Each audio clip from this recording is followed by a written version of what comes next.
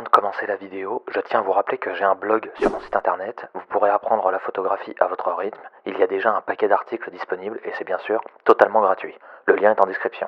N'hésitez pas aussi à visiter la boutique du site pour découvrir les presets Lightroom, les luttes, etc. Et comme d'habitude, si la vidéo vous plaît, pensez à vous abonner et à lâcher un like. Bonne vidéo à tous.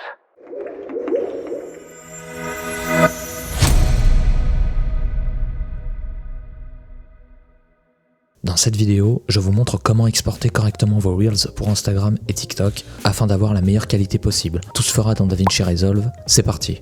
J'ai pas mal de choses à vous dire. C'est vrai qu'on entend tout et n'importe quoi sur les réseaux, tout le monde pense avoir la solution miracle pour une qualité optimale, notamment sur Instagram, mais pas mal se trompent. Après mes recherches, je pense vraiment avoir trouvé les meilleurs paramètres d'exportation et je vais tout vous dire ici. Lorsque vous utilisez Instagram pour publier des vidéos et des photos, il est important de comprendre comment la plateforme gère la qualité de ses contenus visuels.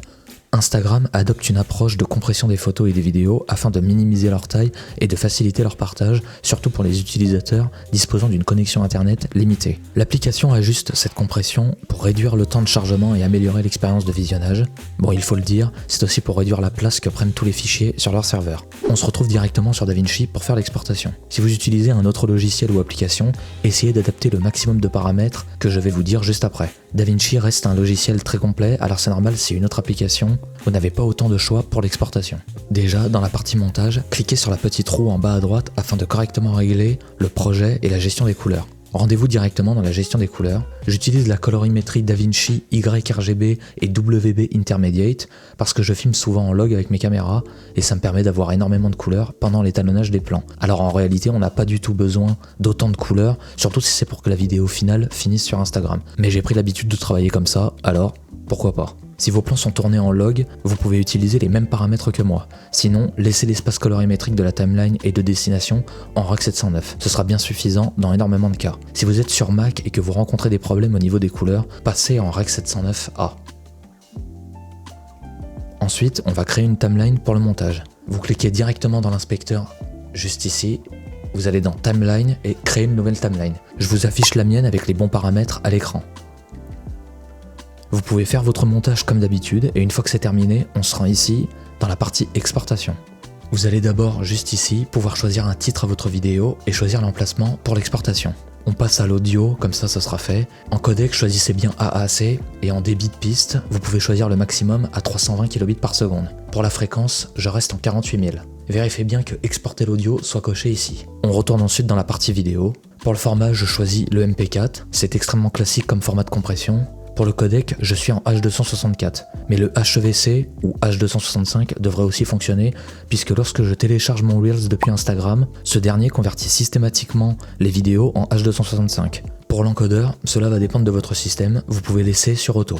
Ensuite, pour la résolution, c'est 1080 par 1920 et rien d'autre. Pas de 4K. Instagram et TikTok ne supportent pas la 4K et appliqueront une forte compression sur votre vidéo. Oui, je sais, beaucoup sur internet peuvent vous dire d'exporter en 4K pour avoir la meilleure résolution et une netteté incroyable, mais c'est totalement faux. De plus, les vidéos comme celles de TikTok et Instagram seront visionnées dans 90% du temps sur téléphone. Et la résolution d'un téléphone n'est pas du tout en 4K. Au mieux, avec un Samsung Galaxy S25 Ultra par exemple, on peut être en Quad HD, soit un genre de 2K, mais c'est tout. Pas de 4K sur téléphone. Alors quand bien même dans le meilleur des mondes, la 4K serait possible sur Instagram, vous ne la verrez pas vraiment sur votre écran de smartphone. Bon là on joue un peu sur les mots, mais passons. Laissez en 1080 par 1920, ce sera très bien. Avec la résolution verticale bien sûr. En revanche, vous pouvez filmer vos vidéos dans de bien meilleures résolutions que la Full HD. Une vidéo tournée en 4K par exemple et exportée en 1080 aura un meilleur rendu que si elle avait été filmée directement en 1080. Je vous passe les détails un peu techniques, mais croyez-moi, ça fonctionne comme ça. Donc maintenant qu'on a notre résolution, on va choisir le nombre d'images par seconde. Je vais encore en décevoir certains, mais c'est 30 images par seconde et rien d'autre. En tout cas pour Instagram. J'ai fait des tests sur un compte Instagram, j'ai balancé des vidéos en 24, 25, 60 et 120 images par seconde. Les vidéos en 60 et 120 images par seconde ont toutes été converties par Instagram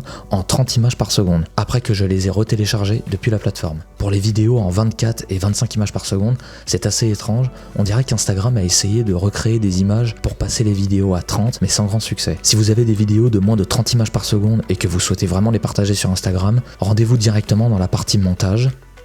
Sélectionnez votre vidéo en 25 images par seconde, comme celle-ci, que j'ai au préalable sélectionnée. Allez ensuite dans l'inspecteur, choisissez vitesse et mise à l'échelle et passez le traitement de la vitesse en flux optique. Le logiciel va créer des images pour que votre plan vidéo ait la même fréquence d'image que la timeline. En l'occurrence, nous ici, c'est 30 images par seconde pour Instagram. Alors c'est un petit peu du bricolage, mais il vaut mieux faire ça nous-mêmes plutôt que de laisser Instagram le faire d'une manière qui est franchement pas terrible. Ensuite, on retourne dans la partie exportation donc, et on va passer à l'autre paramètre super important, le débit de la vidéo, que vous pouvez trouver juste ici sur DaVinci.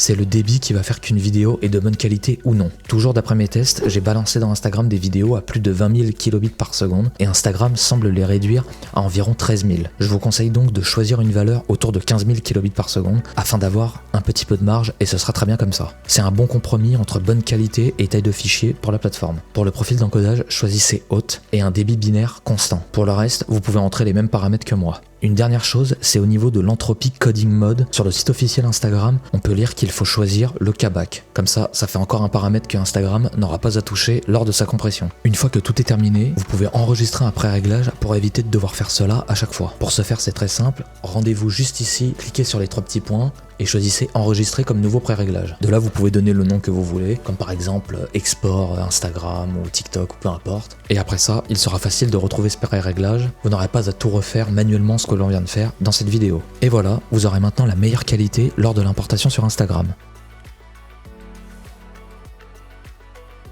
Si cette vidéo vous a plu, n'hésitez pas à la liker et à vous abonner, ça fait toujours plaisir. Suivez-moi sur Instagram pour plus de contenu photo. Et puis nous, on se retrouve dans une prochaine vidéo donc. Salut!